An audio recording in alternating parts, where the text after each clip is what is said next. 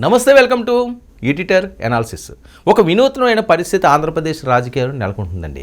అదేంటంటే Kethireddy very popular. ఎందుకంటే ప్రతిరోజు కూడా గుడ్ మార్నింగ్ కేతిరెడ్డి తోటి నిజంగా ఒక ఊపు ఊపాడు. ఆయన ప్రజలు యోగక్షేమాలు తెలుసుకునేవాడు. సరే గెలిపోవటం అన్నది పక్కన పెట్టండి, ఒక కార్యక్రమం అనేది ఆయన తీసుకున్నాడు. ప్రతిరోజులు అందుబాటులో ఉండేవాడు, హడావిడి చేస్తుండేవాడు.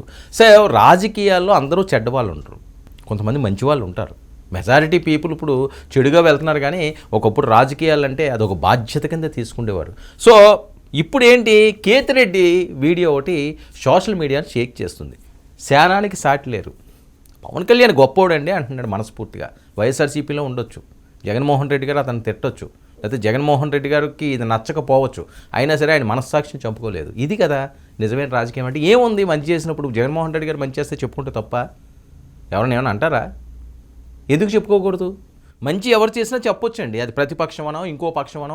మీరు వాళ్ళు ఎలక్షన్ టైంలో తిట్టుకుంటే తిట్టుకున్నారు కాక, ఆ తర్వాత రాజకీయాలన్నీ కూడా పక్కన పెట్టేయాలి. ఇప్పుడు సినిమా రిలీజ్ అయిన రోజుని 1000 రూపాయలు పెట్టి టికెట్లు కొంటావు, నెలంతా అదే కొంటావా?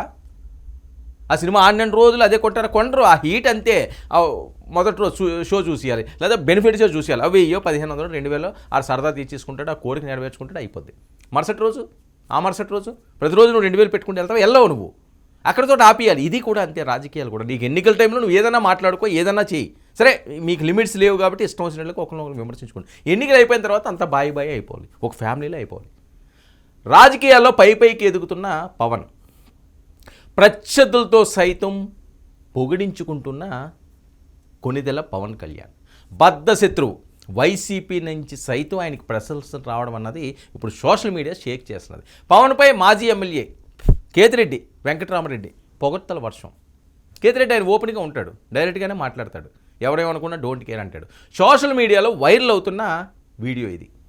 సోషల్ మీడియా షేక్ చేస్తుంది. శానానికి సాటి లీడర్ ఎవడు, గొప్పోడు పవన్ కళ్యాణ్, దమ్మున్నవాడు అని. ఇక కేతిరెడ్డి చేసిన వ్యాఖ్యలు రాజకీయ వర్గాల్లో పెద్ద చర్చకు దారితీస్తున్నాయి. ఈడేంట్రా బాబు ఇలా మాట్లాడేస్తున్నాడు, ఈయన లేనిపోని తలనొప్పి, ఆయనకి అసలే కోపం పెద్ద ఆయనకి. మన పార్టీలో ఉంటా ఇప్పుడు 11 సీట్లకే పరిమితి పోయి మనమే ఇబ్బందుల్లో ఉంటే, మనమే కష్టాల్లో ఉంటే, ఈయన వచ్చి ఆయన సాటి లేరు అంటాడేంటి, పవన్ కళ్యాణ్ పొగుడుతాడేంటి, ఆయన గొప్పోడు అంటాడేంటి, కొంపదీసి ఏమైనా జనసేనలో కానీ వెళ్ళిపోతున్నాడా? ఏమన్నా ఇప్పుడు బాలినేని లాంటి వాళ్ళు వైఎస్ఆర్సీపీలో ఉన్నవాళ్ళు బాలినేని మంచోడు అని చెప్పేవాడు. అలాగే కేతిరెడ్డి లాంటి వాళ్ళ మీద కూడా పెద్దగా అంత ఆరోపణలు కానీ వేరే రకంగా జనసేనకు ఉంటాయని మాత్రం ఎప్పుడు ప్రచారం జరగలేదు. వీళ్ళు ఎప్పుడు కూడా టార్గెట్ చేసుకోలేదు. కానీ మంచిది మంచి అని చెప్తున్నాడండి. ఆయన ఇందులో ఏ పార్టీలోకి వెళ్తాడో వెళ్ళడో, అందులో ఉంటాడో, వాళ్ళని తిడతారో కొడతారో తర్వాత అంశం. మంచిని మంచిగా చెప్పడం అనేది ప్రతి రాజకీయ నాయకుడు నేర్చుకోవాల్సింది. ఇలాంటివన్నీ కూడా ప్రతి ఒక్కరు కూడా దాన్ని పాజిటివ్గా తీసుకోవాలి. దాన్ని నెగిటివ్గా తీసుకుని ఏదో రాద్ధాంతం చేసేసి నువ్వు ఎందుకు అలాగంటావు, నువ్వు ఇలాగంటావు, నేను సస్పెండ్ చేసేస్తాను, నేను పీకేస్తాను, నేను పొడిచేస్తాను, ఎందుకు? అది దానివల్ల ఉపయోగం ఏం లేదు. ప్రతి ఒక్కరు ఇలాగే చేయాలి. జగన్మోహన్ రెడ్డి గారు మంచి చేసినప్పుడు కూడా పవన్ కళ్యాణ్ గారు చెప్పాలి. ఆయన చెప్పిన సందర్భాలు కూడా ఉన్నాయి. మీకు మంచి అవకాశం ఇచ్చింది, గో హెడ్, బాగా చెయ్యండి, నేను బయటికే రానని చెప్పాడు ఆయన. పవన్ గురించి ఆయన వివరించిన తీరు ఇప్పుడు సోషల్ మీడియాని షేక్ చేస్తుంది. పవన్ కళ్యాణ్ ఒక ప్రత్యేకమైన రాజకీయ నాయకుడిగా ఆయన వర్ణిస్తున్నాడండి. ప్రత్యేకమైన రాజకీయ నాయకుడిగా కేతిరెడ్డి వర్ణిస్తున్నాడు. పవన్ రాజకీయ జీవితం మొదటి విజయాలతో కాకుండా పరాజయాలతో కూడా ప్రారంభమైంది అని చెప్పి బహిరంగంగా చెప్తున్నాడు. ఇక ఆయన పోటీ చేసిన అనేక చోట్ల ఓటమి ఎదురైంది. 2019లో కేవలం ఒక్క ఎమ్మెల్యే మాత్రమే గెలిచాడు. అయితే ఆ ఎమ్మెల్యే కూడా కొంతకాలానికి పార్టీకి దూరం అయిపోయాడు. కానీ 2 నియోజకవర్గాల్లో పోటీ చేసి రెండింటిలోనూ పవన్ కళ్యాణ్ ఓడిపోయాడు. ఇలాంటి పరాజయాల తర్వాత కూడా చాలామంది రాజకీయాలకు దూరం అవుతారు అని ఆయన చెప్పడం. కానీ పవన్ కళ్యాణ్ ఓటమిని పాఠంగా తీసుకుని తిరిగి బలంగా ముందుకు సాగడం, ఇది కదా అద్భుతం అంటేని. ఆయన పోసకొచ్చినట్టు చెప్పాడు. ఇందులో అబద్ధం ఏమీ లేదే. పవన్ కళ్యాణ్ ఏం పొగడ్తలేం చేయలేదే. ఆయన పడిన కష్టాన్ని వేరే పార్టీలో ఉన్న ఆయన తెలుసుకున్నాడు. ఆయన మనసు స్పందించింది. అరే ఇంత కసిగా ఉండాలి. ఇప్పుడు ఆయన ఓడిపోయాడు, ఇప్పుడు ఆయన కసి పెంచుకుంటున్నాడు. ఇలాంటి ఆదర్శంగా తీసుకోవాలి కదా, ఇలాంటి పాఠాలుగా తీసుకోవాలి కదా. అందులో తప్పే ఉంది. ఒక అద్భుతమైన మెసేజ్. కేతిరెడ్డికి హ్యాట్స్ ఆఫ్ చెప్తున్నాడు అందరూని. ఇలా ఉండాలరా రాజకీయ నాయకుడు అంటే. కొంతమంది విమర్శకులు ఎలా అయినా చెప్పరు.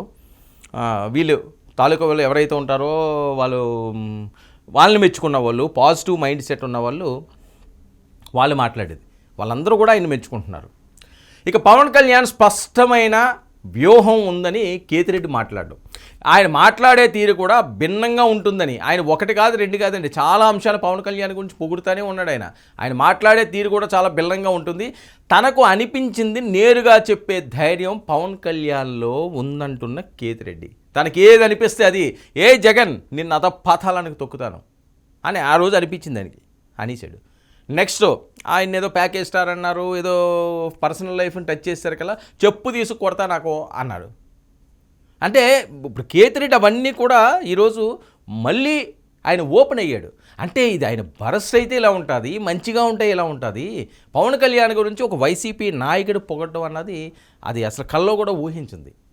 ఎవరు పొగుడుతారు? ఎవరో తిడతానే ఉంటారు తప్పించి పొగిడే వాళ్ళు ఎవరు ఉంటారు?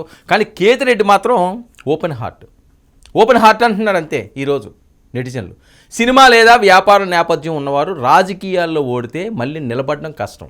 కేతిరెడ్డి మాట్లాడింది ఏంటి అంటే, ఇందులో చిరంజీవి గారిని కూడా అంత గొప్ప నటుడు మెగాస్టార్ అయిన ఆయన కూడా నిలబడలేకపోయాడు.